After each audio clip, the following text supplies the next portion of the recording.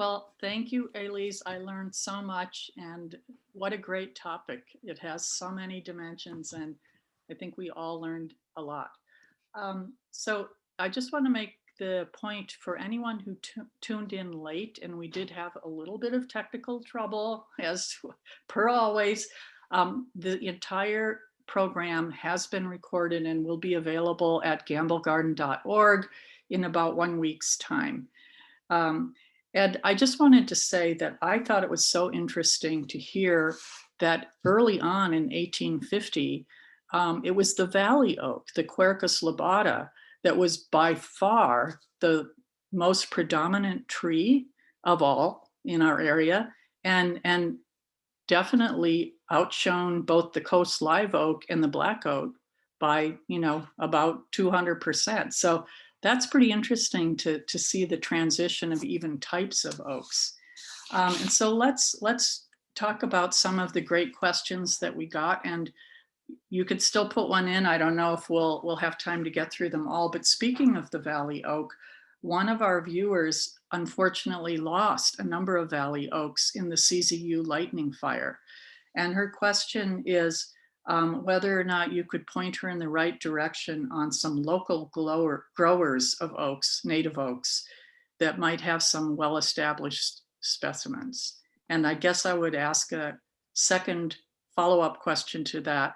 Would you recommend putting a well-established oak in place of an old large oak, or would it be better to start with a small oak and let it grow? That's a great. Those are both great questions. So I don't get a cut of the profits for people I or nurseries I recommend, but I'll just list a couple.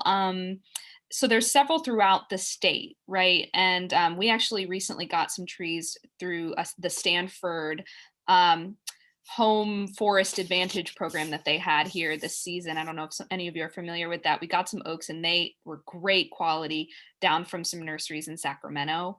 But some local ones we tend to source from include Devil Mountain and let's see.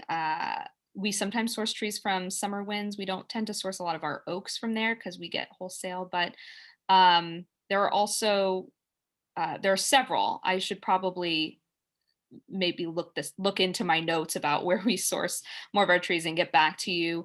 But this brings me to the next question. Normally what we plant is 15-gallon size or the number 15 pot. Because oftentimes in an urban environment where we're planting, you want something that isn't too big and too established, but you want to be big enough to have an impact and to not get like run over by something.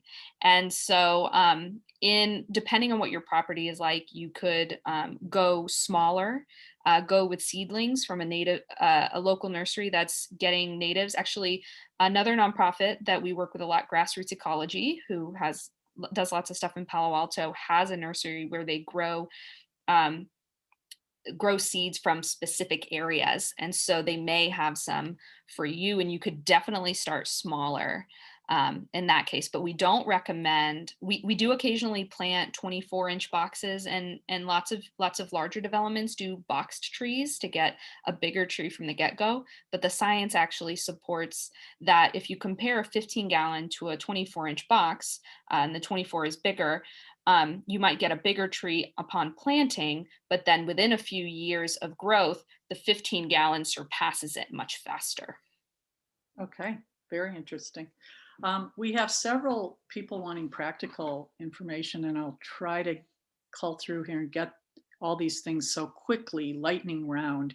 Um, Slime flux, is it something that will cause danger to the oak, and is there a treatment? That's a great question. I don't know very much about slime flux, though. I'm sorry, but there are some resources online.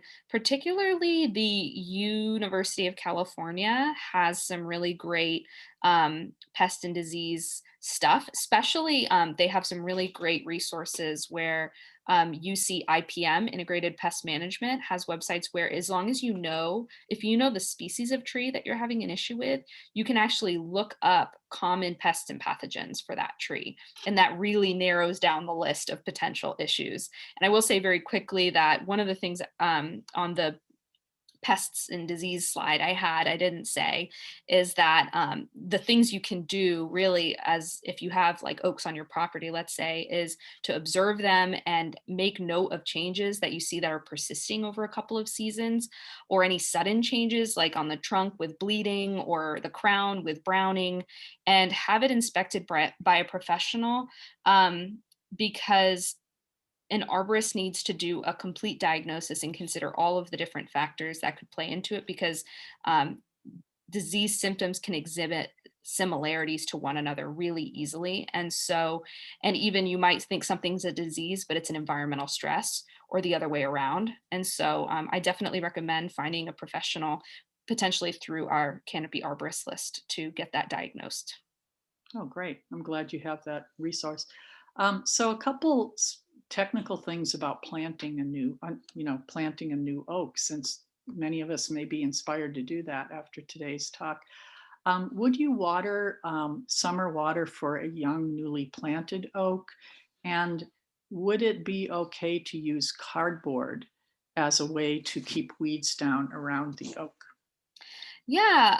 So you do want to water the oaks when you're establishing them. So the first at least 1 to 2 years, you will do summer watering. And depending on the size of the tree that you plant, you would adjust how much water and how often you water. For instance, when we plant 15-gallon, we recommend 15 gallons a week for at least the first 6 months to a year, unless it rains a bunch, and then you don't have to do it that week. And then our watering guidelines show it tapering off as time goes on. And then once it's 3 to 5 years out, you probably don't need to, once it's established and you shake the trunk and it's not moving anywhere and it's starting to put new branches out, you know that the roots are established, and it's now putting growth into the branches. And so you can start cutting back on that, particularly in the summer. And you had a second question, I already forgot. Oh, the cardboard, using cardboard to keep Yes. weeds. Sheet mulching is great. You can, if you have a major issue with weed suppression, you can pull weeds, lay down cardboard, and then put mulch on top of that. And then that'll really suppress it and break down over time. And you want to try to canopy, we have lots of, there, actually, I was saying Palo Alto in the summertime, the city has free chips at Mitchell Park over by the baseball fields. And in the wintertime, they transition that to sandbags, or at least that they've been doing that for a while. Hopefully they'll continue doing that so you can get free wood chips that way. Or you could even go in on a wood chip drop with your neighborhood or with your neighbor, and call up a company and they'll come and drop it on your driveway and you can shovel it between you guys. Oh, cool. So here's a really interesting one that may not be so urban oriented, but can you speak to oaks in pasture being grazed by cattle? Is soil compaction threatening enough to fence the drip line to keep cattle off the soil around the base of the trees? Yes, in different environments, you have to protect the young trees differently. And so I think if the person asking this question has property that has cattle grazing, you pretty much just have to, there are different things you can try out with fencing and safeguarding the trees, especially when they're young. There are, if you go up to the Stanford dish, you can see lots of examples of this where really young saplings are given these tubex tubes to grow up in. And then as they get bigger fences around them. And so it's kind of an iterative process. And if you have range land, you could even contact someone from the county or some extension agency to specifically come out and look at your property, because they can help you to come up with solutions. And with good with properly managed grazing, compaction probably wouldn't be an issue. But you would have to do moving them around appropriately and all that good stuff. Yeah, it's a big topic, but thank you for that question.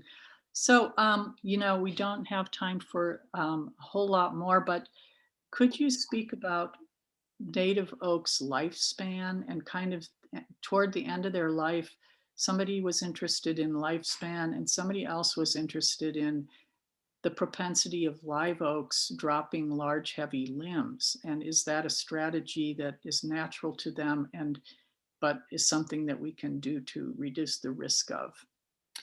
If you're interested, there's a resource called the Western Tree Failure Database that actually has information on tree limb drop and other larger tree failures by species. You can actually, if you're just interested in data, it has some interesting data and actual species profiles. Like various eucalyptus and oaks have these profiles where you can read all about that. And then I think that, yeah, I'll leave it at that for now. Okay, great. It's a big topic, isn't it?